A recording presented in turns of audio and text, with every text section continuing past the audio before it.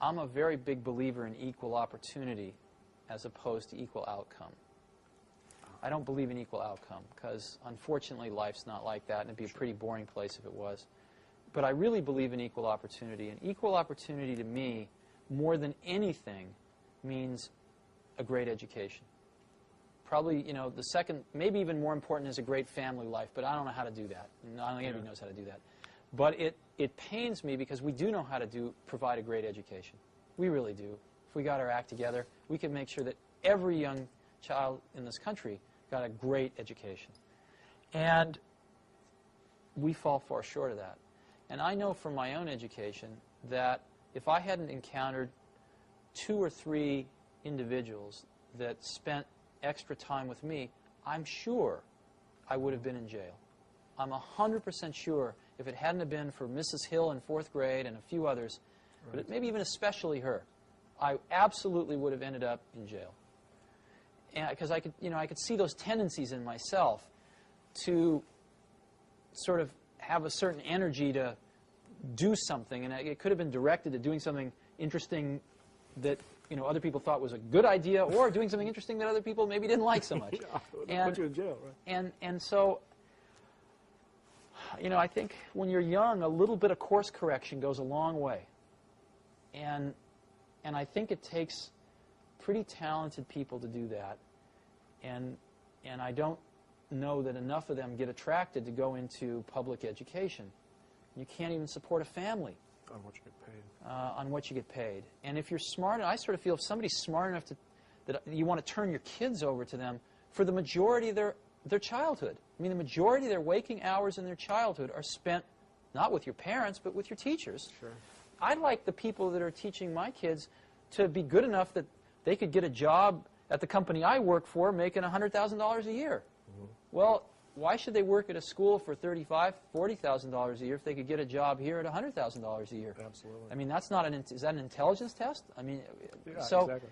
I think we should basically be hiring them and paying them $100,000 a year. But the problem there, of course, is the unions. The unions are the worst thing that ever happened to education because it's not a meritocracy. Yeah, exactly. It turns into a bureaucracy, which is exactly what's happened. And teachers can't teach, and administrators run the place, and nobody can be fired. It's terrible. Well, some people say that this new technology may be the network world, if you will, may be a way to bypass that. Are you optimistic? No, I absolutely don't believe that. And as you pointed out, I've probably helped put more computers in more schools than anybody else in the world, and I'm up until this point in time, and I'm absolutely convinced that that is by no means the most important thing. Now, the most important thing is another person that incites your curiosity, that guides your curiosity, that feeds your curiosity. And machines cannot do that in the same way people can. The elements of discovery are around you. You don't need a computer to know. I mean, here. Why does that fall? You know why? Nobody knows why. Nobody in the entire world knows why that falls. We can describe it pretty accurately, but no one knows why. I don't need a computer to get a kid interested in that, to spend a week playing with gravity and trying to understand it and come up with reasons why. But you do need a person. You do need a person. And so, especially with computers the way they are now, computers are very reactive. But they are not proactive. They are not agents, if you will. They are very reactive. So what children need is something much more proactive. And they need a guide. They don't need an assistant. And I think we have the material to solve this problem in the world. It's just being deployed in other places. And I've been very strong believer that what we need to do in education is go to the full voucher system. I know this isn't what you care about, but this is what I care about a great deal. Well, and this is exactly what we care about. Okay, so great. This was believe it or not, this was at the end, and we're one just of the things that I feel is that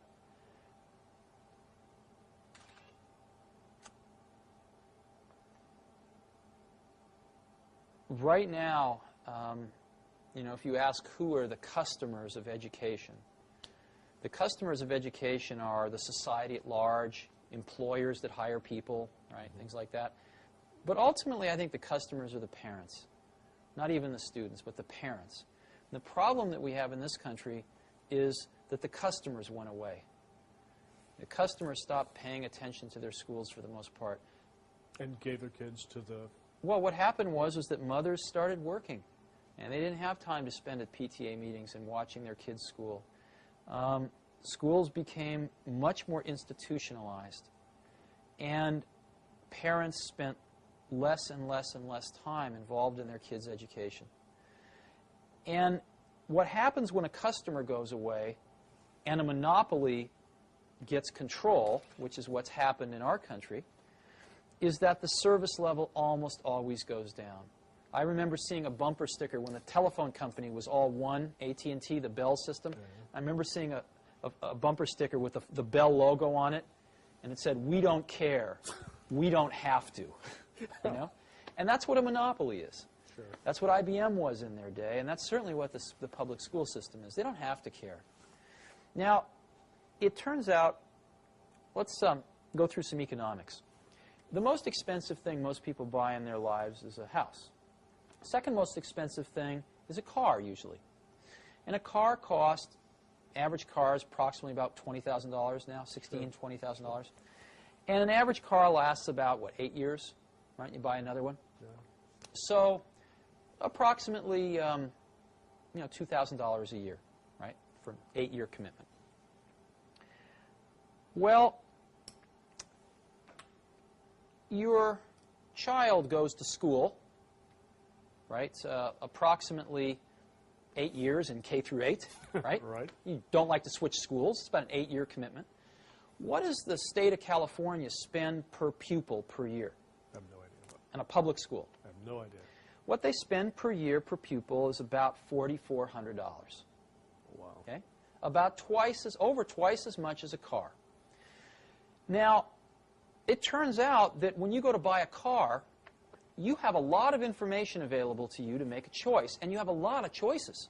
Oh, yeah. I mean, General Motors and Ford and Toyota and Chrysler and Nissan, they are advertising at me like crazy. I can't get through a day without seeing 5 car ads. And they seem to be able to make these cars efficiently enough that they can afford to take some of my money and advertise to other people with it. Sure. So that everybody knows all about these cars. And they keep getting better and better and better each year because there's a lot of competition. And there's a warranty. And there's a warranty, that's right. But in schools, since people don't feel like they're spending their own money, they feel like it's free, right? No one does any comparison shopping. Matter of fact, if you want to put your kid in a private school, you can't take the $4,400 a year out of the public school and use it. You have to come up with, $5,000 or $6,000 of your own, or even $4,400 of your own money. Sure. Or more. I believe very strongly that if the country gave each parent a voucher, a check for $4,400 that they could only spend at any accredited school, that several things would happen. Number one, schools would start marketing themselves like crazy to parents to get students. Secondly, I think you see a lot of new schools starting. I've suggested as an example, if you go to Stanford Business School, they have a public policy track. They could start a school administrator track. So you could get a bunch of people coming out of college, tying up with somebody who just got out of business school. They could be starting their own schools. Sure. You could have 25-year-old kids out of college, very idealistic, full of energy. Instead of starting a Silicon Valley company, they'd start a school. And I believe they would do far better than many of our public school teachers do. The third thing you'd see is I believe that you would see the quality of schools, again, just like in a competitive market, start to rise. Some schools would go broke. A lot of the public schools would go broke. There's no question about it. It would be rather painful for the first several years. And deservedly so. But I think far less painful than the kids going through the system as it is right now. And some people, the biggest complaint is, of course, that schools would pick off all the good kids and all the bad kids would be left to wallow together in either a private school or the remnants of the public school. To me, that's like saying, well, all the car manufacturers are going to make BMWs and Mercedeses and nobody's going to make a $10,000 car. Well, I think the most hotly competitive market right now is the $10,000 car area. You've got all the Japanese playing in it. You've got General Motors that spent $5 billion subsidizing Saturn so far so that they can compete in that market. You've got Ford, which has just introduced 2 new cars in that market. You've got Chrysler with the Neon. So you're spending $32,000 and you're getting a $500 used car in some cases. The market competition model seems to indicate that where there is a need, there is a lot of providers willing to tailor their products to fit that need, and a lot of competition which keeps forcing them to get better and better. So I think the problems we've got, I used to think when I was in my 20s that technology was the solution to most of the world's problems. And unfortunately, it ain't so. It's sort of, I'll give you an analogy. A lot of times we think, why is television programming so bad? Why are television shows so demeaning, so poor? And the first thought that occurs to you is, well, there's a conspiracy. The networks are feeding us this slop because it's cheap to produce, because of this, because of that. It's the networks that are controlling this, and they are feeding us this stuff to try to dumb down the American public. But the truth of the matter, of course, if you study it in any depth, is the networks absolutely want to give people what they want so that they watch the shows. If people wanted something different, they would get it. And the truth of the matter is, the shows that are on television are on television because that's what people want.